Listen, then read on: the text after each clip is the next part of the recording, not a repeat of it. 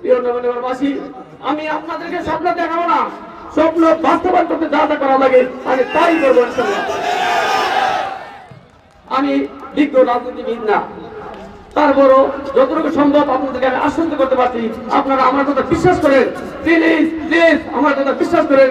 নতুন নবীনগরের জন্য আমাকে হাত পাকা আমাকে ভোট দিন।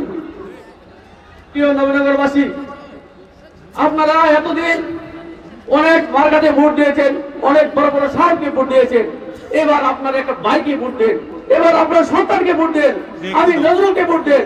নতুন নবীনগর দেবেন, আদর্শ নবীনগর দেবেন, আধুনিক নবীনগর দেবেন। আমি এতদিন আমি জানতাম না, যখন আমি গ্রামে গ্রামে যাই তখন দেখি রাস্তার কি অবস্থা, সংসারে কোনো নাম নেই, অনেক রাস্তাঘাট আছে, রাস্তাও নেই।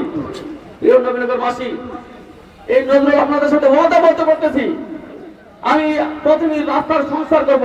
আমার গরিব অটো ভাইয়েরা ঋণ করে অটো চালায়, কিন্তু যে রাস্তাতে অটো চালায় সেই অটো 2 দিন টাকা ভেঙে যায়, সেগুলো খেয়াল রাখতে হবে আমাদের।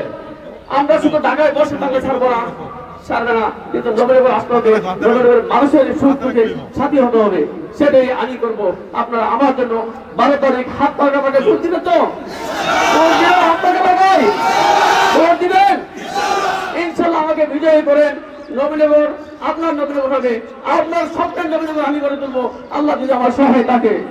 বিনা চিকিৎসায়, বিনা অর্থে রোগে কোনো কষ্ট করবে না, সেটা আমি ফ্রি করে দিব নবীনগরবাসী। আপনারা আমার প্রতি বিশ্বাস রাখেন। আমি এখন যেমন আছি, নির্বাচনে ফাঁস করি আর ফেল করি তেমনই থাকবো, সেই জন্য আমাকে বিশ্বাস করেন। আমি ওয়াদা করি, কিন্তু যেটা বলি সেটাই করার জন্য চেষ্টা করি, যদি আল্লাহ আমার সহায় থাকেন। প্রিয় নবীনগরবাসী, চরমনার পিছনে একটা নেতা জানা নীতি চাই, এই কথাটা যখন বলবেন তখন আপনার ভিতরে মানে গরম হয়ে যাবে। সেখানে কি শান্তি আছে, কি ভালোবাসা আছে, যদি আপনারা একটা তন্ময়ে যান তাহলে বুঝতে পারবেন। আপনারা আমাকে বিজয় করেন, হাত পাকা মার্কায় বিজয় করেন, চরমনায় বিশ্বাসকে শক্ত করেন। ওনার মনটা এরকম, মানুষ শুধু মানুষের জন্য ভালোবাসা আছে, তাহলে আমরা কি ভোট দিব না? হাত পাকা মার্কায়, হাত পাকা মার্কায় ভোট দিব ইনশাআল্লাহ।